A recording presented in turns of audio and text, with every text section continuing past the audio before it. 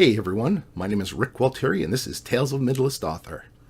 Now, a little bit about myself. You may or may not know or not care that before I went into writing full time, I spent about 20 years working in the tech sector in corporate America. Any of you who've read any of my books and my fiction novels, and if you haven't, that's cool. But you've probably noticed that there's a bit of a geek undertone in there because, well, hey, that's what I like. I like technology. I've always liked technology. I always liked geeky things, but because of that, I thought I'd bring a little bit of that, I'll say former expertise to this series and talk about something that I know comes up a lot in in various writer forums and such, which is, hey, my laptop died or something and I want to write on something or I need a backup machine. What should I use? So I wanted to give my opinions on what I think were some decent stuff out there, mostly focusing on PCs and specs you should look for, but also talking about a few other things. And this is kind of topical here because if you can see behind me, I have a couple boxes there. I'm actually starting to collect the parts to build myself a new main writing PC.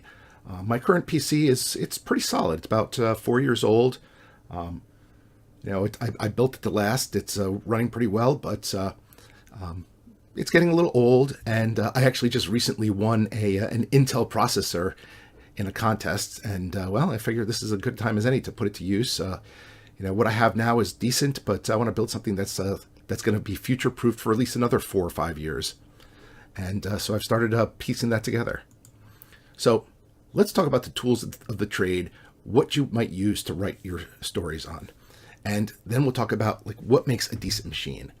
So obviously going old school, there's typewriters. Plenty of people still use those, nothing wrong with it, but a little bit outside of the scope of here. I guess you want to make sure you have paper and ink and whatever a typewriter uses. Outside of that, you're going to hear stories of people writing on their phones, on tablets, on laptops and PCs, and on Macintoshes. Those are probably the main categories that people write on. And whether it's typing or dictation, you can kind of do that on any of those.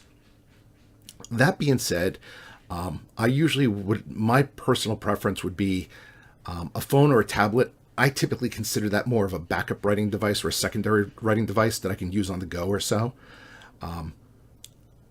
A phone is for some people. Some people are really diligent about dictating or typing on their phones, and they can do a lot of work there. Me, I prefer to have it more as a backup device, mainly because the screen is small. Sometimes the editing is difficult, and formatting wise, I got to be honest, I would not try formatting on my phone. That just does not that just sounds like a recipe for disaster. Even using say Scrivener for iPad or iPhone, assuming they even have it for iPhone. I don't use Scrivener, just personal choice, nothing wrong with it. But I probably wouldn't do that. And honestly, on a tablet, even with an app, I might be a little leery because your options for testing on a tablet, and I'm talking Apple or Amazon tablet, or I'm sorry, Apple or Android tablets. When I talk Windows tablets, I kind of lump those in with PCs and laptops. So it's a little bit of a different story because you're dealing with a full OS there. But I'm also not a big fan of doing my formatting on those. So as backup writing tools or as writing tools, they're awesome. But I usually prefer to have those as a backup solution. So let's talk about that a little bit, and then we'll get into the guts of this, which primarily is PC focused, personal computer, a Windows machine typically. As I said, phones, any modern Android or Apple phone, you're going to be able to dictate or type onto. You can hook it up to cloud storage. You can save it in notes, email it to yourself, all that. I think it's an awesome way to take notes on the fly or do a lot of work when you're out. I don't think you can go wrong with any of those anything that's modern within the last couple of years. Same with tablets. I would say, especially not to spark a religious debate, but I would say my personal choice is if you're going to go with an Apple or an Android tablet, I think it's hard to beat an iPad, simply because I have an iPad that's 2 or 3 years old here. It is still super fast. Word runs great on it. It's connected to cloud storage, and I've spent and it hooks up nicely to a Bluetooth keyboard, and I've cranked out a lot of words on it. Amazon tablets, they're Kindle Fires. Those are really nice tablets, and they're relatively inexpensive, but they are primarily consumption devices. They're meant for you to play games, watch movies, stuff like that. They're not really work machines. Whereas, Apple and Android have, or stock Android have more of a focus on being able to to create, if you will. So I would probably stay away from Amazon as even a backup writing machine, honestly. Although as a content machines, they're really awesome. Android tablets, I'm not a super fan of those because I think in a lot of cases, companies like Samsung and such, they make their tablets kind of an afterthought as opposed to because their focus is phones. So I'm never been a big fan of Android tablets, but your mileage may vary.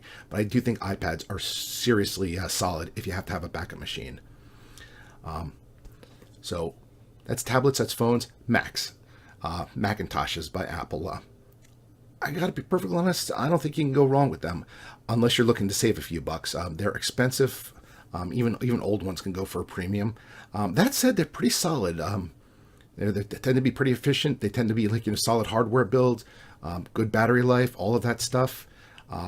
My personal experience has been they're pretty hard to kill. I have an old 2012 MacBook Air here, which with minimum specs, and last time I cranked it up to do a little work in Vellum, it works fine. Might not be the speediest thing on the planet, but it's still workable.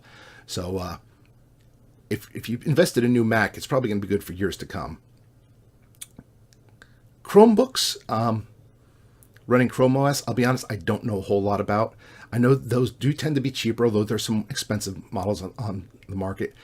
I haven't really spent a lot of time with them, so I'm not going to pretend to know a whole lot. This is mostly about a new Windows PC or a new laptop. Now, getting into that, you're going to find all sorts of configurations out there.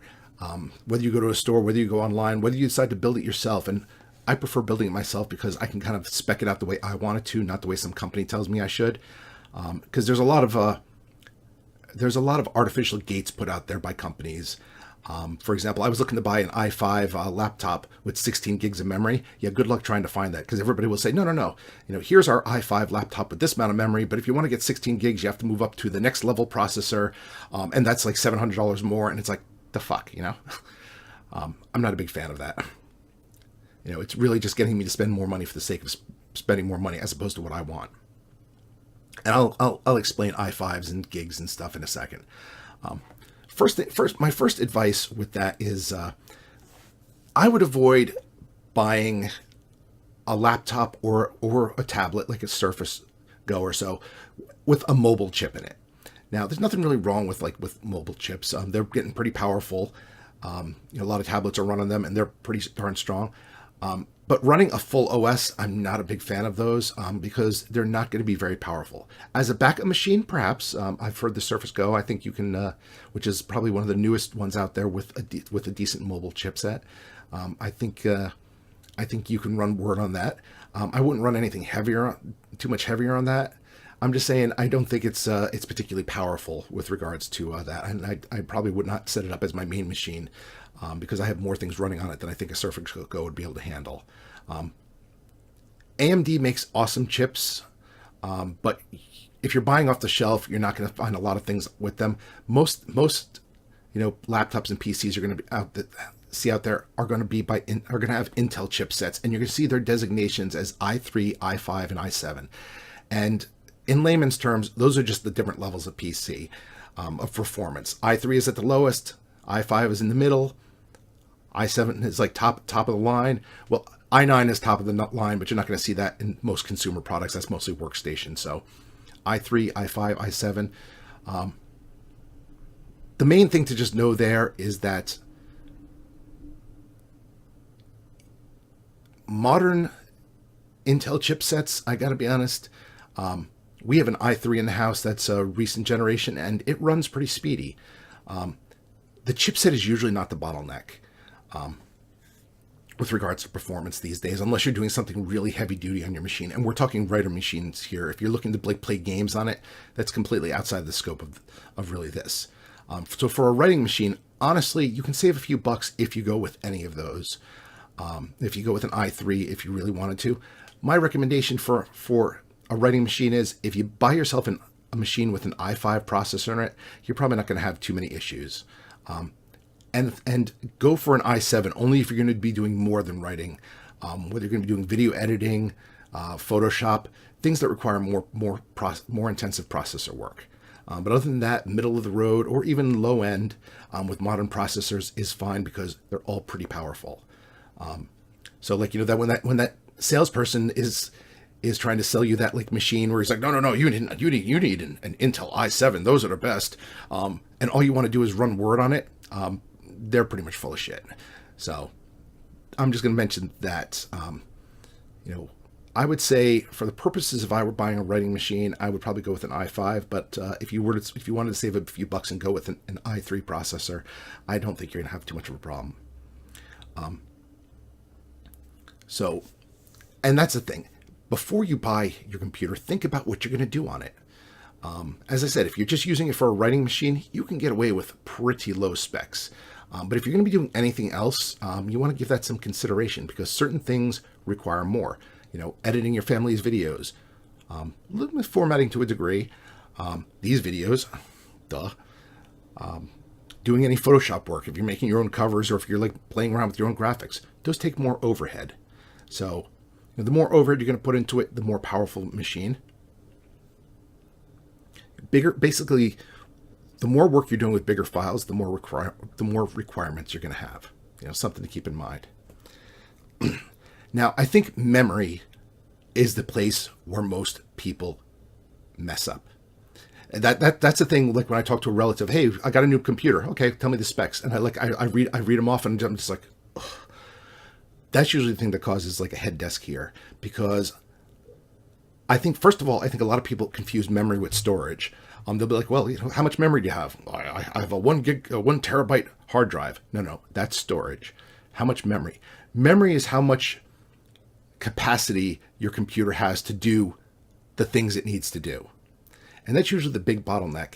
And part of the reason that's a big bottleneck is that low-end devices, they like when you see like, you know, a Microsoft or an Apple or something come out with like, you know, and they say like, oh, well, this new machine comes in like 5 different tiers. I'm going to tell you right now, probably that lowest tier is horribly like they'll give you the price for that lowest tier, but like oh, starting at $399. But that lowest tier is probably seriously gimped when it comes to power. And one of the first places they are going to mess with that is in memory. For a Windows 10 machine, I'm just going to put it out there. Honestly, I personally would not buy anything with under 8 gigs. And the thing is, a lot of these machines, they will start at 4 gigs. You can run Windows at 4 gigs, but I'll be perfectly honest, I don't think you're going to be happy running Windows at 4 gigs because no matter what processor you have with that, it's going to be slow because that memory is going to be that bottleneck. Because the processor might be fast, you might have plenty of hard drive space, but getting it all there, you have this tiny little pipe that it all has to squeeze through, and that will slow it down. So 8 gigs will make a very, very solid writing machine. I'm just going to tell you that right now. I have a couple of machines here that are a couple of years old. They're i5s. They have 8 gigs. You can write just fine on them, even 2 or 3 years old, with that amount of memory. 16 gigs. That's a pretty solid future proofing for yourself. You have a machine there that you can do probably a decent amount of work on. You can probably do your photo editing. You can probably do your video editing, your Photoshop work, and you will probably never see a slowdown because that's a good amount of memory. That's what I'm running right now, actually. And 32 gigs, that's super future proof. That's one of those, and typically, that's probably, I would call wasted memory unless you're buying a gaming machine. At least for right now, but you're kind of future-proofing it. So if you have 32 gigs in your machine is probably going to be good for years to come. And as a writing machine, you should see no slowdowns unless you have tons of viruses and other crap on your computer. And that's a talk for a completely different day. This is more hardware. So memory, also RAM, also known as RAM, random access memory. This is things you're going to see in configurations of 4 gigs. 8 gigs, 12 gigs, 16 gigs, and up. My thing again is for a Windows machine. I'm not talking Macs. I'm not talking iPads, anything like that, because those all work differently. But for a Windows 10 machine, do not go for less than 8 gigs. That's my recommendation. Storage. Now, storage is how much space you have in your computer. That's like basically how many manuscripts, how many files, how many games I can store on my computer. You're going to find you're going to find kind of like three options there. An SSD drive, which is solid state memory, and those tend to be the fastest, but they also tend to be more expensive and smaller.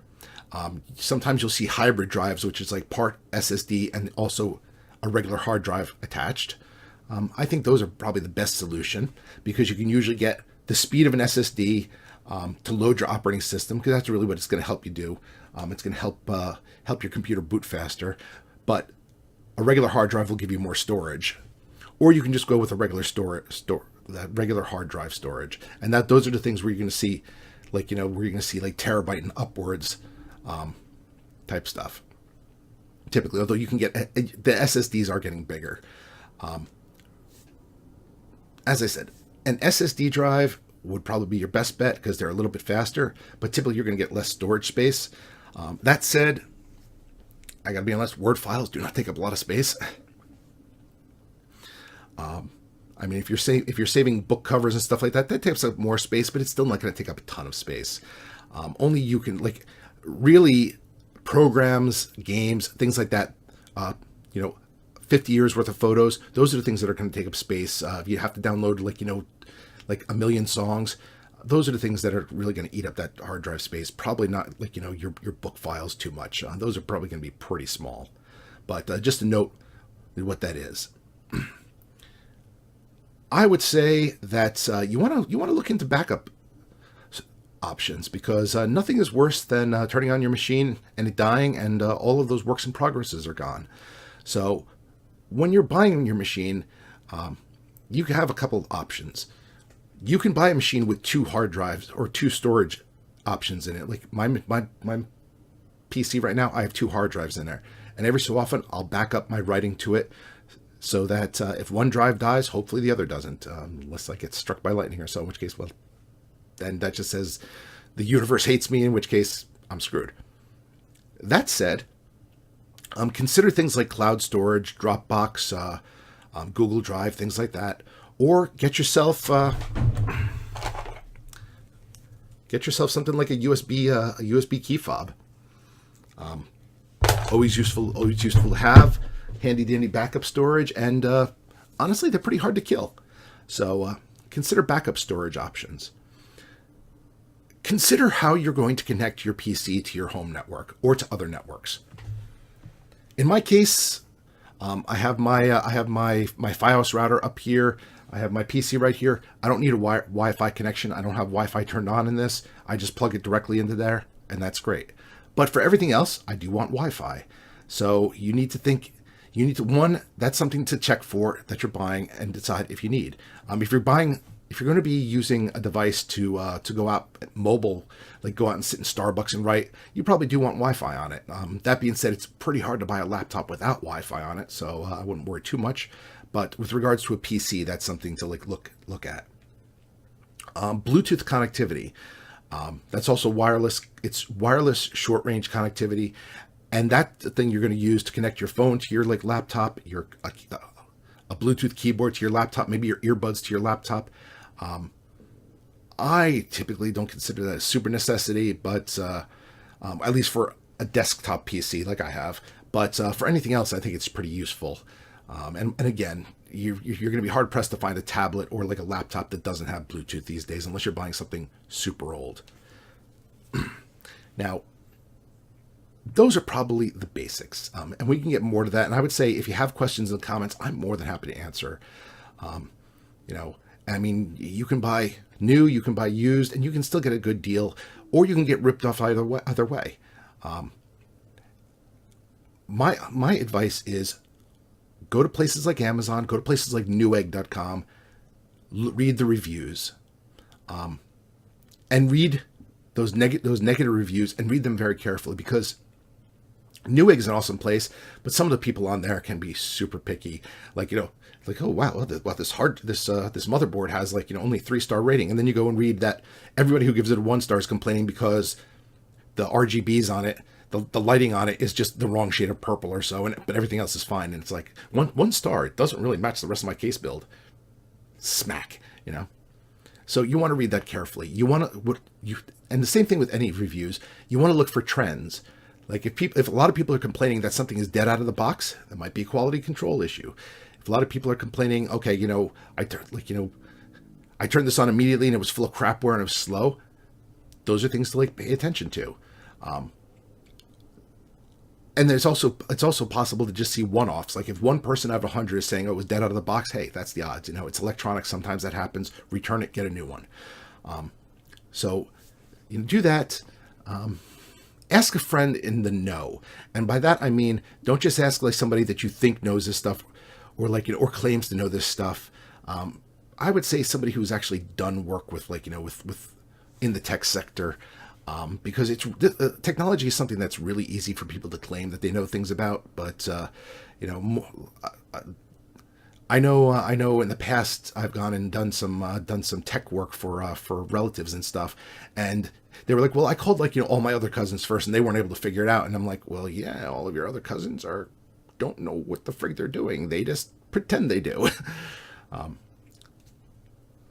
And one more thing to just mention is price. Machines can be very expensive. Laptops or desktops. You can easily spend $1,000, $2,000 or more. That being said, you don't necessarily have to. I mentioned before that going middle of the road or even low end can be a great thing. For example, I have an Acer laptop here. I bought it for one of my kids to use for school, and then I kind of maybe sort of appropriated it for myself. It's a 15-inch screen. It has an awesome keyboard. It has great battery life. It has an i5 processor, 8 gigs of memory. It runs awesome. I've written at least 3 books on it so far, and it cost under $500. It was like $489 or something. And we've had it here for for 3 years at this point, and it's solid. So don't think that you have to spend a mint. That being said, I wanted to give you all of those specs because the truth of the matter is sometimes you can go inexpensive and get a hidden gem, and sometimes you can go inexpensive and come home with a real dud. And if you don't know what you're looking for, it's very easy to come home with that dud and be like, I don't understand. I just bought this machine 2 months ago and it's already slow as dirt. When the reality is you bought a machine that you probably really shouldn't have bought. So questions, comments, I am very happy to answer this stuff. My main goal is that you have a machine that works for you and you get several years of use out of it. Because I mean that's kind of that's the best way of doing it as far as I'm concerned. You don't want something that dies anything can die quickly, but for the most part, you want something that's going to be a solid machine for you for years to come, and not die in a pinch when you need it. All right. Hopefully this has been useful to you. I know I've spent a lot of time talking about tech terms and phrases, and if I confused you, I do apologize, but I do think this is a pretty important topic. Anyway, my name is Rick Gualtieri. This is Tales of a Midlist Author, and I hope to talk to you real soon.